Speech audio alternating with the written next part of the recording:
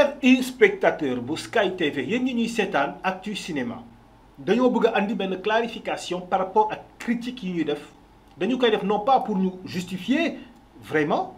mais pour expliquer mais aussi pour ngeen mën a comprendre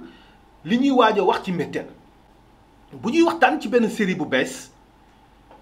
dañuy teg série bi ñu ne série bi kan moo ko def mooy ban maison de production moo ko def ak série bi ñaata saison la toll. Le cas de Mbettel ñu ngi ci 4e saison OK Africa moo ko produire mais aussi ñu xool équipe technique bi ñan la. am na série bu mel nii l'impossible est possible bu ñu koy seetaan def critique dañuy mën a comprendre bu ñu xoolee dès la première minute dañuy xam ne ay débutants lañ parce que suñu leen dégg ci benn production maanaam dañ leen di baal lu bari dañuy comprendre parce que dañuy soog a door dañ leen di gën a encourager gën leen jox conseil ne leen dee leen ko defee nii dee leen ko defee naan bu ñu ñëwee ci Evenprod wala ñu ñëw si Pikini Production wala ñu ñëw ci Marodi TV dañuy leen ni ñu leen di dañuy sévère si ñoom parce que am nañu expérience boo xam ne mayatu leen yenn fautes yi ak yenn erreurs yi ñu koy def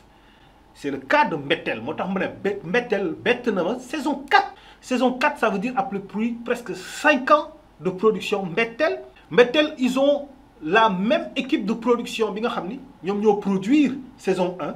ba saison 4 ñoom ñoo ko tourné on connaît Bass Diallo bi nga xam ne weeru koor bi ñoom mën ñu xoog weeru koor gi ak kër gi ñoom ñoo ko def moom moo ko cadre da nga gis Bass Diallo am na Demba Thiam c'est le preneur de son kan moo xamul Demba Thiam dans le milieu cinématographique on le connaît bien y a Bachir Kane monteur nga xam ne c'est le chef monteur kan moo ko xamul ci milieu cinématographique ay entreprises de télécommunication dañu koy engagé mu leen defal ay publicité donc ce sont des gens qui ont de l'expérience ou bien je me suis dit bah ils ont mis les noms des professionnels alors que ce sont pas les professionnels qui ont fait cette saison 4 ah mën nañ def générique bi ne ñii ñoo ko def les pros alors que ñi ko def ay ñu et c'est pas normal bu fekkee c'est le cas parce que loolu rek laa ko mën a imaginer vous ne devez jamais accepter que kenn di teg sa tour ngay signer loo xam ne liggéeyuloo ko te boo ko liggéeyee je me demande qu'est-ce que vous a pris de faire une chose pareille après 3 saisons. moo tax tey su ñuy waxtaan ci Mbettel on ne sera pas indulgent on ne sera pas très doux comprenez-nous. léegi nag pourquoi tey suñu paree dinañ ma wax lu tax saison boo defee Mbettel saison 4 nga ne baaxul jusque là te pourtant ñu ngi am score bu baax. la bonne et simple raison c'est ceci audience bi ngay am n'est pas forcément liée à l'aspect technique du forcément ne technique bi moo baax moo tax public bi di la seetaan bu technique bu bonee public bi di la seetaan déedéet ce n'est pas lié ci la ñuy ñëw ci explication bi may joxe pour ngeen comprendre ne benn série mën na bon fekk mu ngi am public mi ngi am résultat yu bari ba yow mi nga xam ne yaa ngi koy produire yow mi nga xam ne yaay fan su série boobu ku wax ci série bi nga mer naan en tout cas mi ngi liggéey am na public am na résultat moo ñu andi ci lii ngeen di gis ni personnellement maa ko imaginer moom la ñuy moom lay appeler le schéma de la case. bu ngeen gisee tableau bi bu ngeen ko seetloo bu baax publicu Sénégal naka la tëddee ak producteur bu waree def production bu bees bu xoolee case bi dina xam ban yoon lay jaar pour produit wam dox da ngay gis déjà kër gaa ngi nii mooy public bi mooy le public bi yëpp ñi di seetaan ñëpp ñu ngi nii ci boppu case bi mooy xadd gi nii dafa rouge ma bind si les techniciens yi ñoo nekk ci kaw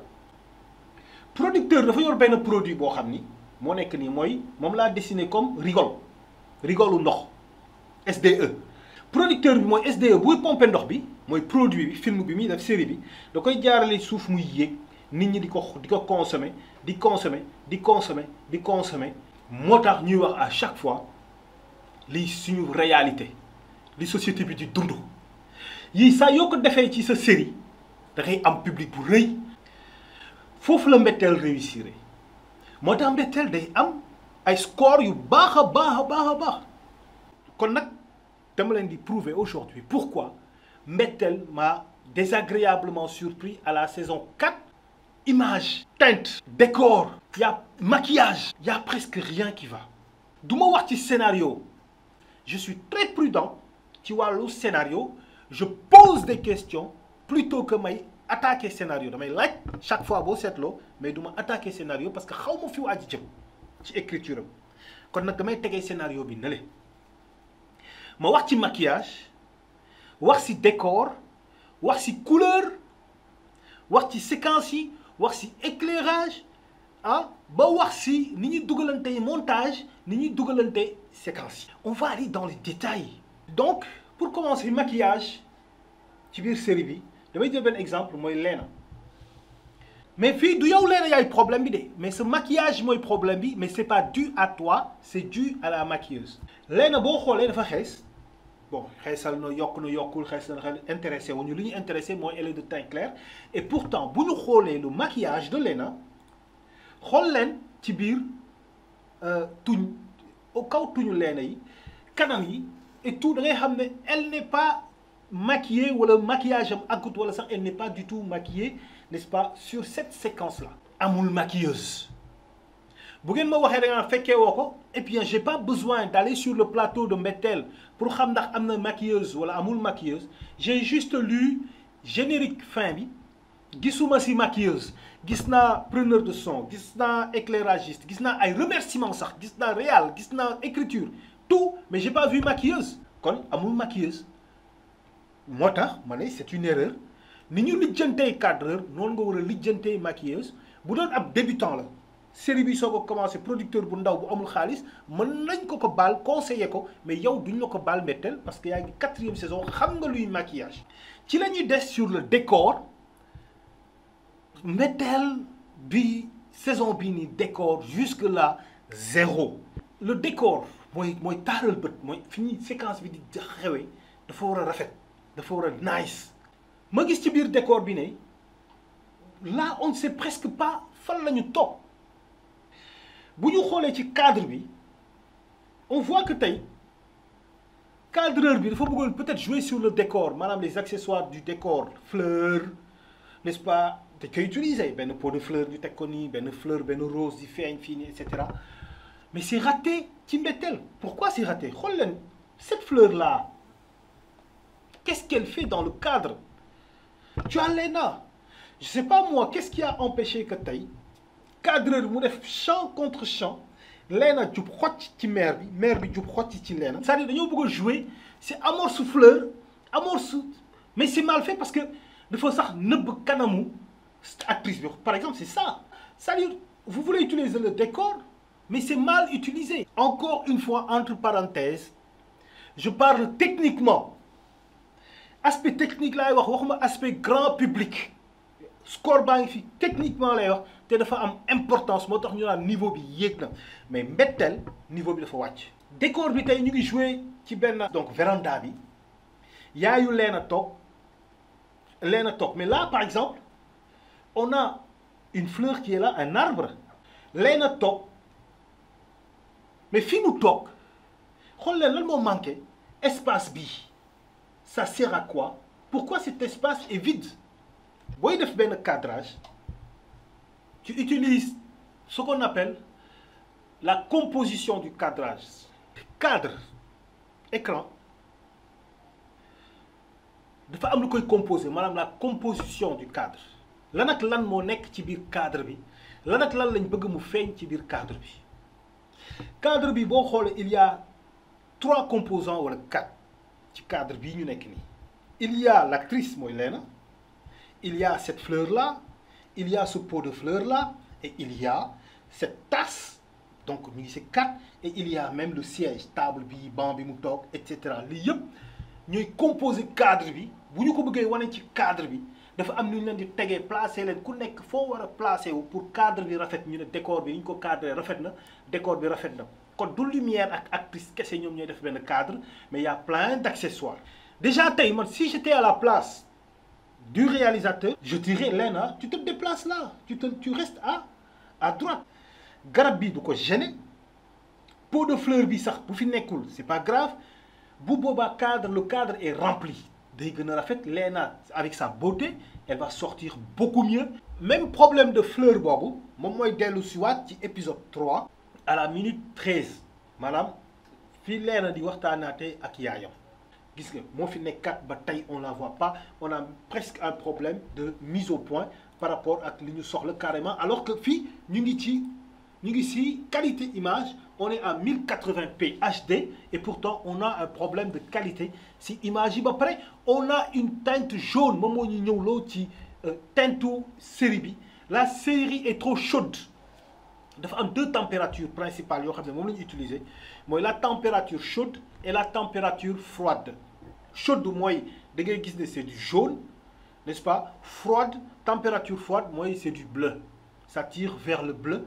D'habitude guddi boo xoolee ay séquences extérieures ci biir kër par exemple da ngay gis wala ci bureau sax wala ci néeg da ngay gis fenêtre bi éclairagiste bi da ciy def couleur benn gélatine mooy li ngeen di gis ni da koy teg ci projecteur bi pour mu bleu pour ñu wane ne bleu boobu couleuru weer wi la. Lumière lune bi moom mooy refléter ci suuf pour wane ne on est dans la nuit. di ngeen ko gis par exemple ci épisode Golden bii nii par exemple ABG bi muy wax ak James Gay y a que du bleu, presque tout le temps du bleu parce qu'effectivement on voulait montrer, n'est-ce pas, que c'est la nuit. Bu fekkee c'est jaune ça veut dire que ñu ngi ci dafa tàng ñu ngi ci takkusaan wala ñu ngi ci peut-être intérieur la ak lumière bu jaune day wane ne guddi jot na et cetera. Donc température bu nekk dafa lu muy tekki mais fii ce qu'on a remarqué c'est que ñu ngi ci bëccëg mais ci mbetteel bu ngeen seetloo côté éclairage à tout instant on se demande si nekkuñu takkusaan parce que takkusaan jant bi day xonq bu dee suba teel la ba midi da ngay jant bi day weex donc on se demande est-ce que séquence jour yëpp nekkul ñu takkusaan. Regardez bépp séquence bu ngeen soxla même en intérieur tout est jaune tout est jaune tout est jaune doo xam bëccëg la doo xam ngoon la doo xam matin doo xam soir. Et je me demande pourquoi on a laissé ça alors que am ngeen expérience ak saison 1 saison 2 saison 3. dañuy dem sur le son avec l'apparition de la perche wala ombre takkandeeru perche bi wala perche bi ci boppam. Regardez ci image yi perche bi ni muy feeñee gis nga mi ngi fii mi ngi feeñ ombre bi boo xoolee ci ginnaaw sujet bi maanaam ci ginnaaw acteur da ngay gis perche bi muy doxanto ci wax ji même plan serré gros plan da ngay gis perche bi di taxawaalu ombre perche bi di taxawaalu n'importe où n'importe comment. Donc ingénieur du son Demba Thiam yow on a travaillé ensemble on se connaît bien c'est un gars très sympa boo xam ne liggéey na dans les premiers épisodes de Golden. gis nañ ko ci ay projet même Tundu Wundu nekk na ci ingénieur du son preneur de son te épisode yëpp la jàll. C'est comme si on dit ok allons-y faisons comme ça va comme je te pousse pour rek en tout cas ñu jàllale parce qu'on a besoin de faire une saison. ñu jógee foofu ñu dem dans l'enchevêtrement des séquences croisement wu séquence. bu ngeen seetloo dafa am série yoo xam ni dañuy def ay séquences donc disons benn épisode de 30 minutes 10 séquences ça fait épisode bu nekk séquence bu nekk 3 minutes. Alors monteur bi wala réalisateur bi ci série yu bari dafay wax ne dañuy croiser wante séquences yi bu ñu wanee Rouba ak Ndeye Sine ñu waxtaan ba 1 minute nañ dem jëli Serigne Ngagne ak Leena après ñu dellu siwaat ci Bella ak Ndama comme ça spectateur bi buy seetaan du sonn ci seetaan di leen di xool ba en yow day bëgg di gis lii dem dellu siwaat. C'est bien c'est vrai on est tous d'accord mais il y a une manière de le faire. Il y a une manière nooy croisante séquences yi et je vais vous montrer dans Mbectel erreur yu bari yu ñu def franchement ci seen croisement wu séquences yi dem dellu si bi et on va commencer par l'épisode 1 et 2 n'est-ce pas de Mbectel saison 4. dañuy commencer fi nga xam ne foofu la Bella bëgg a rayé Ousmane bi muy nelaw mu bëgg ko étouffer n'est-ce pas ba xaritam bi Ndaama ñëw pour sauver ko. Ousmane mi ngi nii di nelaw ñu wane donc Bella mi ngi koy xool pour rey ko parce que nee na li mu nekkee dafa bëgg a venger wu ci moom mais bu leen fàtte dañoo jógee ci Leena ak yaayam ñu ne nañ ñu xaar foofu ñu jóge fa ñu ñëw ci Bella ak Ousmane mu jël njegenaay juste Ndaama ñëw egsi jàpp loxoom n'est-ce pas pour yóbbu ko d'accord. génne na ko ak saagam mi ngi ak saag beeg lépp pour ñu war a dem tak génn nañ xam nga génn nañ saal bi ñu bàyyi leen foofu ñu dellu ci Leena bi ñu jógee woon sànq ak yaayam donc dans la tête du spectateur Bella ak Ndama ñu ngi génn nañ dañuy réfléchir ne ñu ngi ci couloir bi pour génn ñu ngi à la minute ñu ngi dellu siwaat à la minute 52 secondes 6e minute 52 secondes ñu ngi waxtaan ñuy waxtaan ñuy jàll ñuy waxtaan ñu ngi dem ba 7 minutes ñuy waxtaan ba 8 minutes ñuy waxtaan ba 8 minutes 37 secondes ñu ngi waxtaan di waxtaan automatiquement 8 minutes 37 secondes boo defee 8 minutes 37 secondes moins 6 minutes yi ma waxoon sànq ça veut dire que tey diggante saal bi ak fi ñu toll ñoom ñaar dañu buntu kër gi dafa mel ni dañoo doxee diggante saal bi ak véranda bi ni pendant 2 minutes. est-ce que mës nga gis ko traversé benn kër diggante saal bi ak véranda bi di ko dox rawatina ñuy daw te kenn mënuñu wax ne dafa am fu ñu jàddoon moo taxoon sànq ma ne leen sac bi bu fekkoon dañoo génn loxo neen ñu wane leen ak sac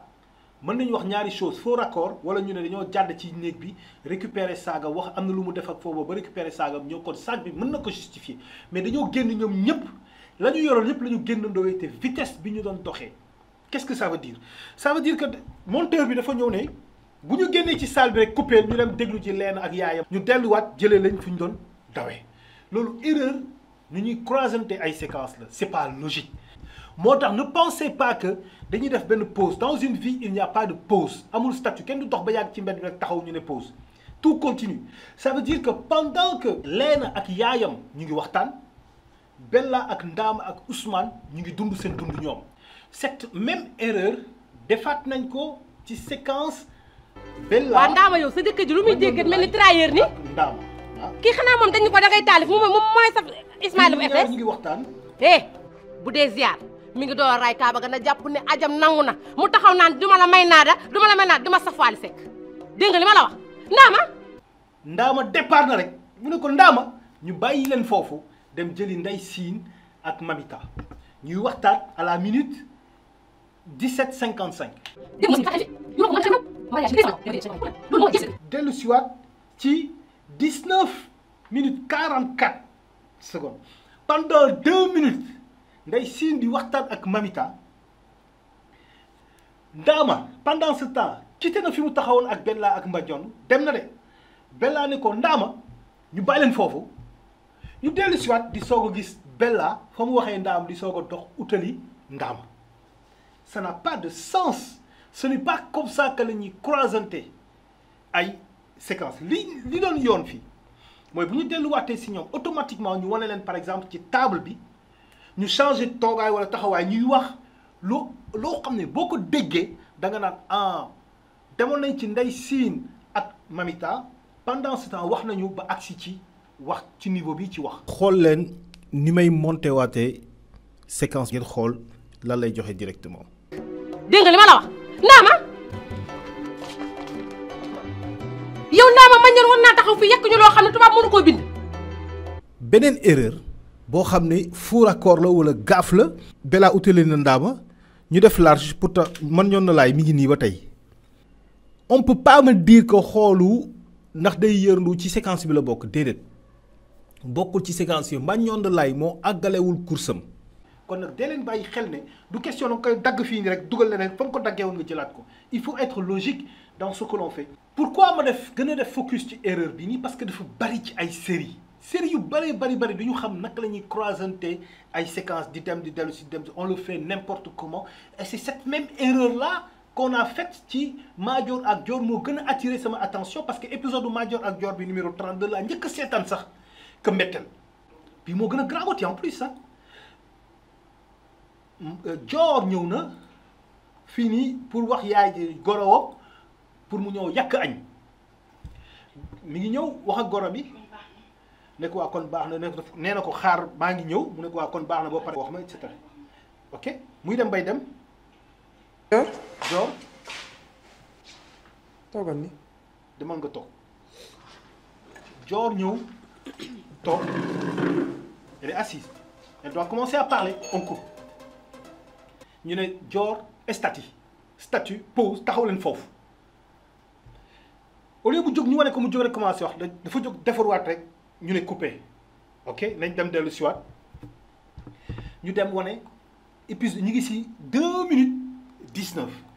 ñu dem wane soxna si ak Moustapha Ngom n'est-ce pas? Il y a une séquence qui passe wax nañ li ñuy wax ñoom ñaar pendant ce temps Dior ak mère bi goro bi ñu ngi toog jàkkaarloo waxaguñu ba tey ñu continuer ñu ngi leen di xaar ñu jóge ci benn séquence boobu au lieu ñu dellu ci Dior ak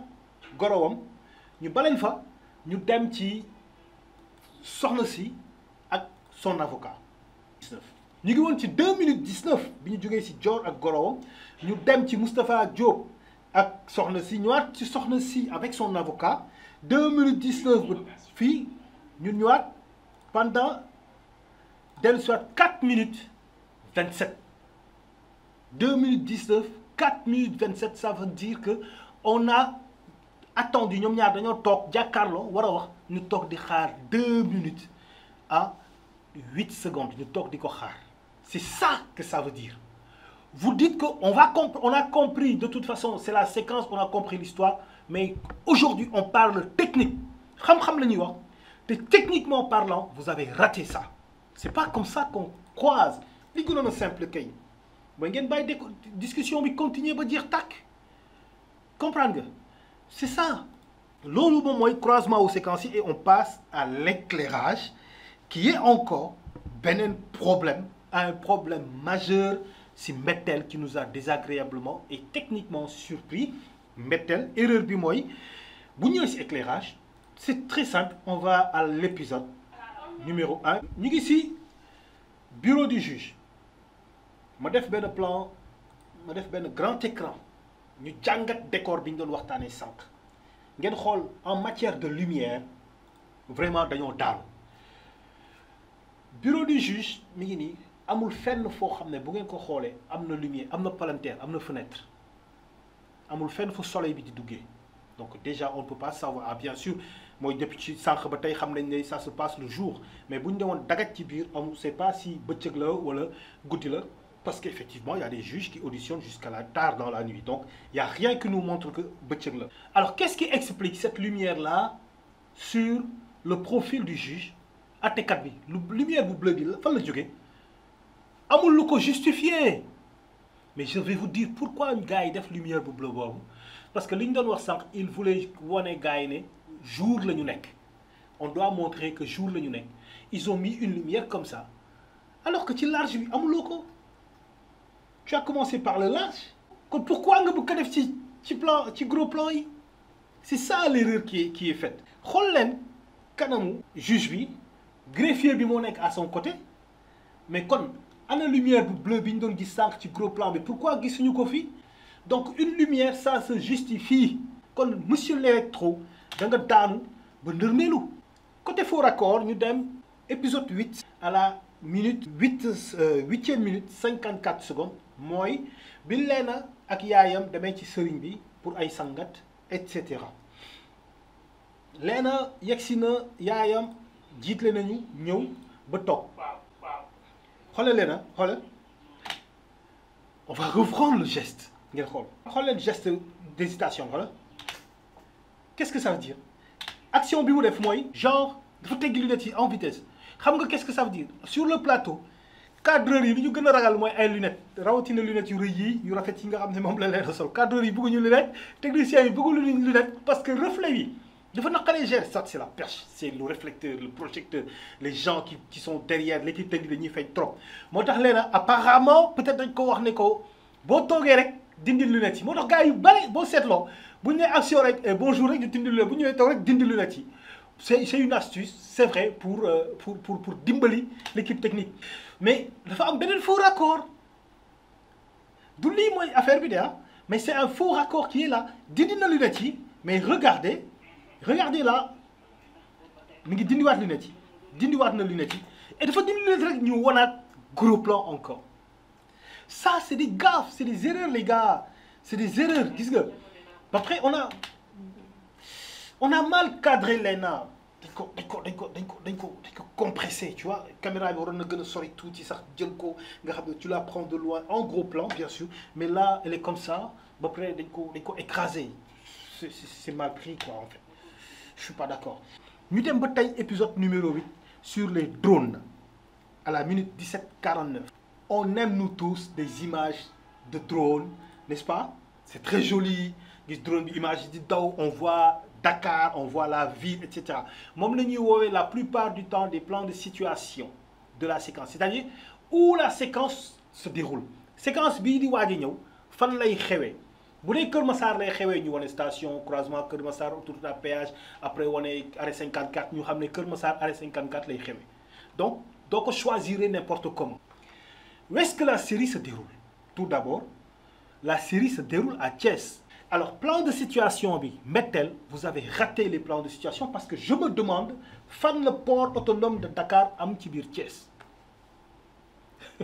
Mais on est à Dakar et vous voulez nous montrer une séquence qui se trouve à Thiès. La séquence bobu,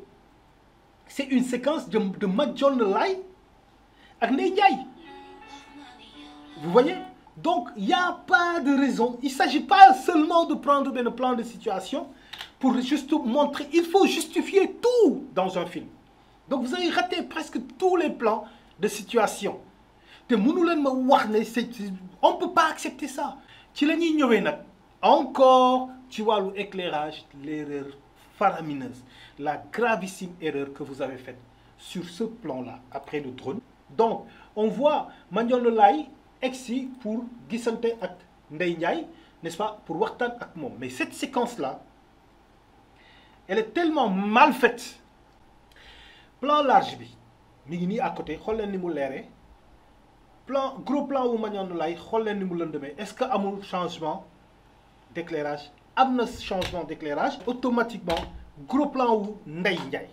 Mais xool leen Ndeye Ndiaye elle est en pleine nuit guddi jot na en l'espace de quelques secondes large gros plan timis jot